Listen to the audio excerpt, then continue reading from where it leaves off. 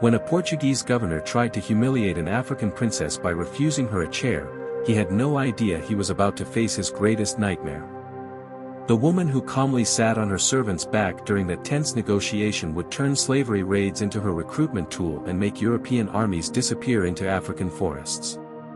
This is the story of Queen Nzinga, the ruler whose path to legendary status began with a single act of defiance that would change everything. Born around 1583 in the kingdom of Ndongo, in what is now Angola, Nzinga grew up during a time of growing war with Portuguese invaders. From her earliest years, young Nzinga watched in horror as brutal Portuguese slave raids devastated her people, as thousands were captured and sold into slavery. Her father trained her to lead and fight, skills that would prove invaluable in the battles to come. In the early 1620s, Nzinga's brother, King Bandi, sent her as his representative to negotiate with the Portuguese governor in Luanda. When she arrived at the governor's residence, she found only one chair, his, while they wanted her to stand or sit on the floor as a sign of submission. Without hesitation, Nzinga signaled one of her servants to get on hands and knees, and she sat on the servant's back throughout the entire negotiation.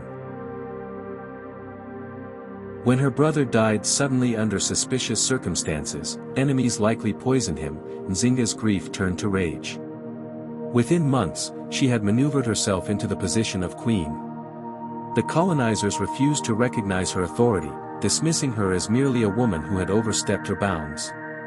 But Nzinga immediately began building her army and making deals with neighboring kingdoms, creating a formidable military force. For the next 40 years, Nzinga waged an extraordinary military campaign against Portuguese forces.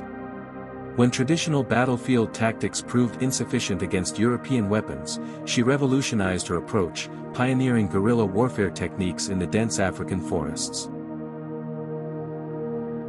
But Nzinga's masterstroke came in the 1640s when she formed an alliance with the Dutch, who were competing with the Portuguese for control of African trade routes. Trading intelligence for weapons, this partnership proved so effective that by 1648, her combined forces had driven the invaders out of much of the interior, reclaiming vast territories that had been under colonial control for decades.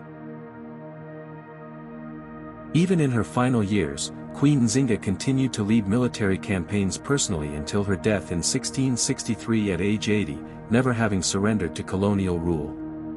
Her unwavering presence on the battlefield inspired her warriors right until the end. Today, she is remembered not just as Angola's greatest historical figure, but as one of Africa's most brilliant political and military leaders, a woman who proved that determination, intelligence, and strategic thinking could challenge even the mightiest empires.